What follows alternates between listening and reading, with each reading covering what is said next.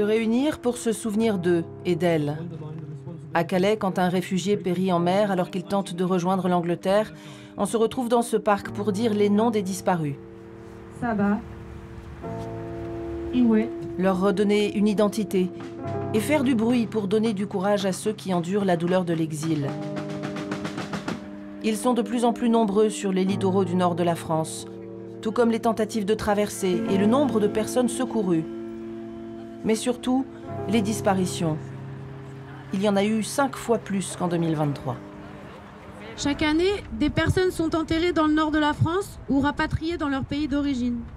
En 2024, ce sont au moins 89 personnes qui ont perdu la vie ici, à cette frontière. Aujourd'hui, nous adressons nos pensées à toutes ces personnes. Nous ne vous oublierons jamais. Parmi ces disparus, 14 enfants et une vingtaine de femmes. Elles sont de plus en plus nombreuses sur cette frontière. Pourtant, les associations ne les croisent pas aux distributions alimentaires. Invisibles, elles restent dans les camps, plus exposées aux violences de toutes sortes. Aux alentours de la ville de Grande-Synthe, leur proposer des douches est une manière d'accéder à ces femmes. 3 fois par semaine, les équipes de l'association Refugee Women's Center font le tour des camps, disséminés loin de tout point d'eau. Je vais envoyer du coup des messages et je vais appeler les dames qui avaient rendez-vous pour les douches. À l'arrivée du minibus de l'association, des femmes émergent des bords de route. Hello! Bonjour. Vous venez pour la douche? Shower? Ok, perfect. Yes. Do you want to shower? Est-ce que vous voudrez prendre une douche? Des douches et des vêtements chauds qu'elles pourront trouver dans le free shop. Mais ces femmes viennent aussi décompresser ensemble hors du camp, partager un thé chaud, des gâteaux, se faire des tatouages au henné ou se teindre les cheveux. Toutes préfèrent rester cachées et ne veulent pas que leur visage soit filmé. Seule Zula, 23 ans, accepte de partager son histoire d'exil depuis l'Érythrée. Elle espérait aller travailler en Arabie Saoudite, mais sur son chemin, un homme l'a achetée et emmenée en Libye, où elle s'est retrouvée prisonnière avec 300 personnes. Un type a payé pour m'avoir et il m'a amené en Libye. J'ai été vendue sur un marché. J'ai dit je repars. Il a dit non, sinon je te tue. Après, il m'a dit tu dois me payer pour aller en Italie. Mais j'avais pas d'argent. Alors j'ai fait une vidéo TikTok et des Érythréens, des Éthiopiens m'ont envoyé de l'argent. Et j'ai pu venir en Italie. Elle va ensuite en Belgique, où elle est arrêtée et condamnée au même titre que son passeur. 5 mois de prison et le paiement d'une caution pour sortir. Après tout ce qu'elle a enduré, Zula ne redoute pas la traversée vers l'Angleterre. Moi, j'ai pas peur. J'ai connu la Libye. Là-bas, t'as plus de vie, c'est fini. Et puis la mer ici est petite. Je dois aller en Angleterre. J'ai vu trop de gens en Libye se faire tuer comme ça. Tu sais, comme des moutons égorgés. Je l'ai vu 3 fois. Et j'ai vu un gars qui avait plus de tête. Dès que je m'endors, je fais des cauchemars.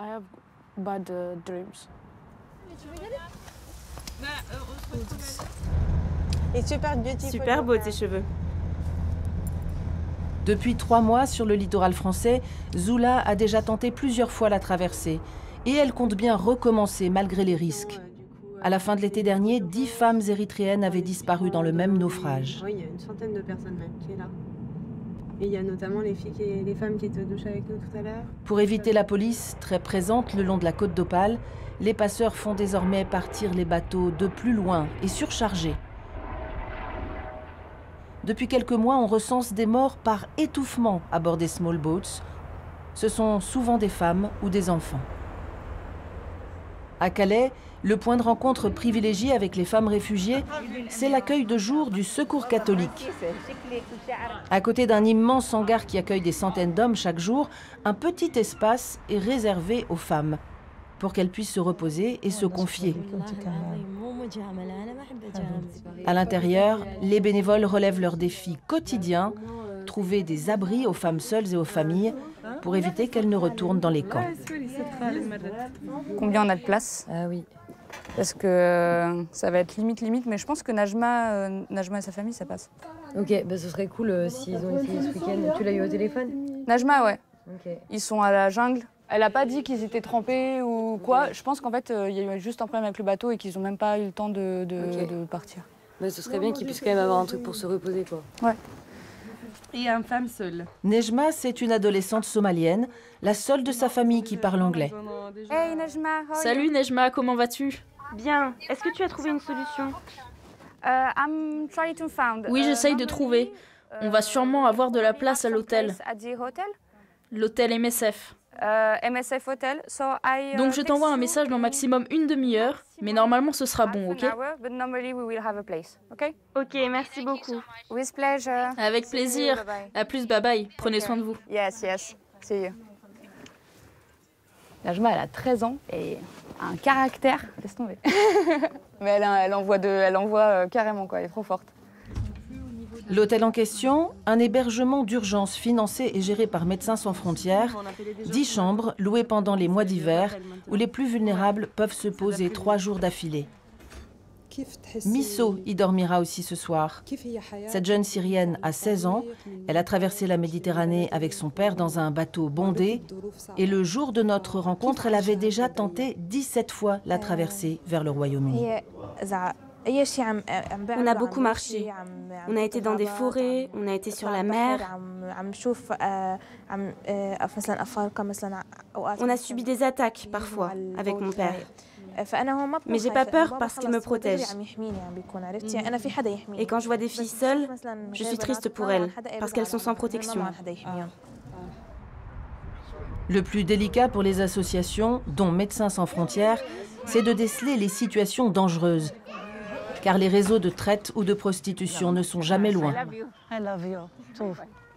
Il y a les réseaux qui sont très présents, qui sont à la recherche des femmes et de tout âge. Et quand on n'a pas à manger, quand on n'a pas un abri, quand on ne sait pas qu'est-ce qu'on va faire, quand on a perdu peut-être un petit peu son nord aussi, quand on a perdu sa famille, dès qu'on reçoit quelqu'un qui donne de l'aide, dès qu'on reçoit quelque chose, voilà, on laisse tomber toutes les barrières et on est beaucoup plus à risque de tomber dans ce type de réseau. Pour faire de la prévention et limiter les risques, il faut trouver ces femmes qui sont dehors sous des tentes, proie plus facile dans les camps. Les bénévoles des associations y font des maraudes quotidiennes. Ouais. Hello! Bonjour! It's Women's Center! C'est le Women's Center. Bon, bah il est déserté, hein. L'équipe part vers un autre camp pour récupérer Nejma, la jeune Somalienne de 13 ans et sa famille. Quelques jours plus tôt, une violente attaque a eu lieu près des bâches qui leur servent d'abri, une bagarre entre 2 passeurs. La famille est restée malgré tout, car les centres d'hébergement d'État sont loin du littoral. Elle veut être tout près de la mer, dans l'espoir d'un passage. Mais on sera bien dans cette ville. Oui, c'est à Calais. C'est pas à 1 heure, c'est à 10 ou 15 minutes. Ah, 10-15 minutes, c'est ok. 1 heure ou 2 heures, non. Avec sa mère, sa tante, sa grande sœur et son frère, Nejma sera ce soir à l'abri. Il ne faut pas traîner, les éloigner des dangers de ce lieu et le quitter avant la nuit. Attention le train!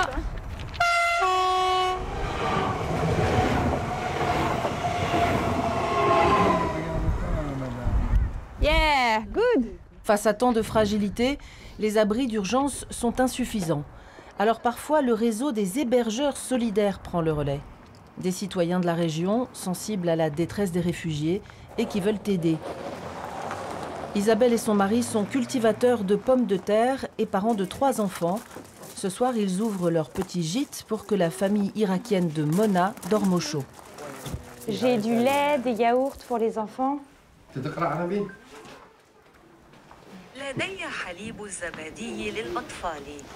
Ok. Travaillant beaucoup, ils n'ont pas de temps, mais beaucoup d'espace. Accueillir sans poser de questions est peu à peu devenu une évidence. On voit régulièrement ces petits feux entre l'hôpital et l'autoroute. Et j'ai toujours dit à Charlotte, tu vois, ça c'est C'est dingue, ça n'est pas normal. Et une fois qu'on a dit ça, si c'est pour retourner bien au chaud et manger tous les 5 sans ouvrir la porte... Tu nous dis souvent qu'il ne faut pas s'habituer à ça. Oui, on ne s'habitue pas à la situation des gens qui dorment dehors. Est-ce que tu as besoin de... Il marche pas très bien, mon traducteur, en ce moment. On a une jeune femme yéménite aussi qui était passée par la terre. Donc, dès que j'étais toute seule avec elle, elle m'en racontait beaucoup. Des choses un peu dures, d'ailleurs. C'est vrai qu'elle expliquait qu'elle se cachait, en fait, elle se bandait la poitrine pour surtout pas être vue, qu'elle s'était rasé les cheveux complètement et qu'elle parlait très peu. Dès qu'elle était toute seule, elle parlait très peu pour qu'on reconnaisse pas que c'était une voix de femme, avec en mettant du coup toujours une capuche, des vêtements amples. Bon, pour en arriver là, c'est qu'on est passé pendant 3 ans par des choses un peu compliquées. Chaque fois, nous, on est toutes contentes parce qu'on se dit... Oui, bon, Fin de la journée, ou presque, car les alertes ne s'arrêtent pas avec la nuit. Please, we need help, we alone, please.